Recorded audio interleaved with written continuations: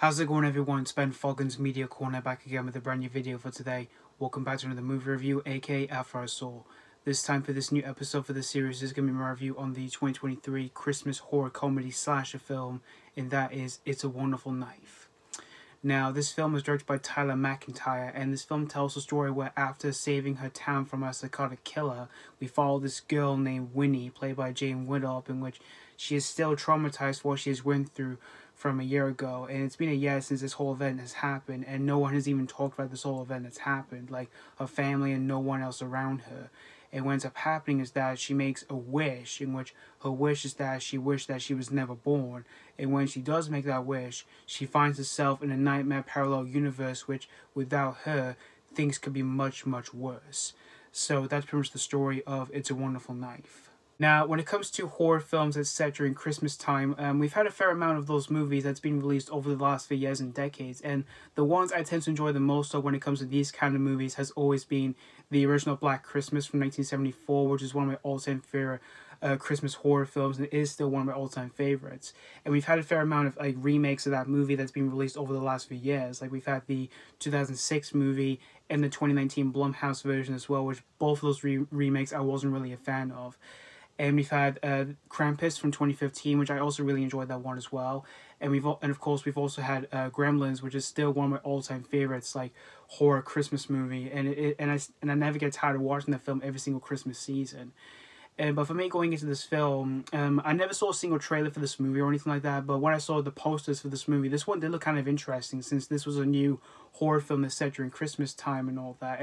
But I didn't even know much of the actors who were involved with this film. But I knew a few actors who were in this film. Like, you've got Joel McHale. I think he's a pretty talented yet funny actor. Like, I've seen him in a few things here and there and all that. And you also have Justin Long, which I also think he's really talented. And yeah, he's also pretty funny as well. And he has done a few horror films before in the past. Like of course, you may know him from horror films such as Jeepers Creepers, Drag Me to Hell, and Barbarian, one of my favorites of 2022. So I was kind of intrigued to see what he was going to do with this new horror film that he was doing here and all of that. And this film came out last year, which it came out around November in the US, but we didn't get this until December in the UK. So I did watch this around Christmas time last year and all that. So I did watch this at home.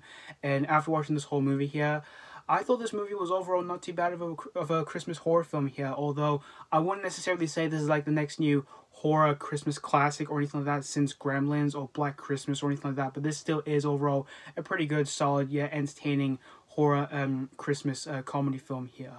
For the overall concept of this movie here, I thought it was pretty creative here, where this film combines two movies together here, where this film combines It's a Wonderful Life, which is one of my all-time favorite Christmas movies, and Scream, which is one of my all-time favorite slasher films, and I thought both of them together really worked out well together for this movie here and all that, for its creative concept idea here. And as for the overall storytelling for this movie here, it is overall not too bad here and all that, even though it is pretty basic here for what it's going for and all that, because it's pretty much a horror slasher film set at Christmas and all that. And as for the overall pacing for the film, yeah, it is really well paced and all that, since this film is only under an hour and a half, and the film just manages to get straight to the point once it just starts and all that. And as for the acting for the film, I thought everyone for the most part was solidly entertaining here. Like Jane Widdop, who plays our lead protagonist Winnie, she was overall pretty strong for her performance in this movie here. And Joel McHale, who plays her father, he was also pretty good as well, and he was also pretty funny as well. And you've got Justin Long in the movie, in which he plays the mayor in this movie here, in which he's kind of like a douchebag character, but yeah, he is really entertaining in this movie here. And everyone else for the most part were pretty solid for their performances here. And as for the sets and all, they look really cool and all that, and pretty creative as well, because this film is set, like I said, it's because, like I said before, this is a horror film and it's set during Christmas time, and we got to see like some snowy areas, which that was pretty cool, and the decorations and all, which they were cool as well, and even for like the costumes as well, like when we get to see like the killer himself, in which he wears like a white mask and all, it was also pretty cool as well.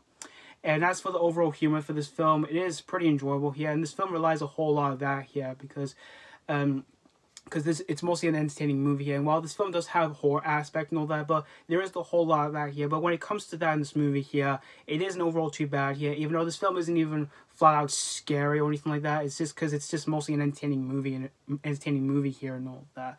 And as for the kills for this film here, they are pretty entertaining here when we get to see the killer doing some bloody and yet horrific kills and all that.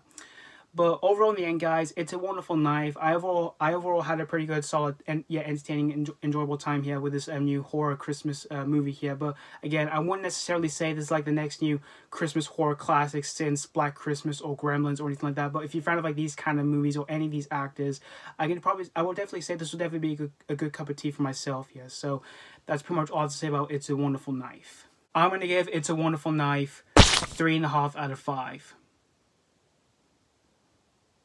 Like I said before, this certainly isn't like the next new horror Christmas classic since Gremlins or Black Christmas or anything like that. And despite having a few issues I did have with this movie, yeah, I still managed to find myself not having a terrible time while I was watching this film at home here. So yeah, thank you guys so much for watching my AK After I Saw review on It's a Wonderful Knife. And let me know what you think of this movie if you have seen this already or if you just recently checked this out. Did you have a really fun time with this or was it not really a cup of tea?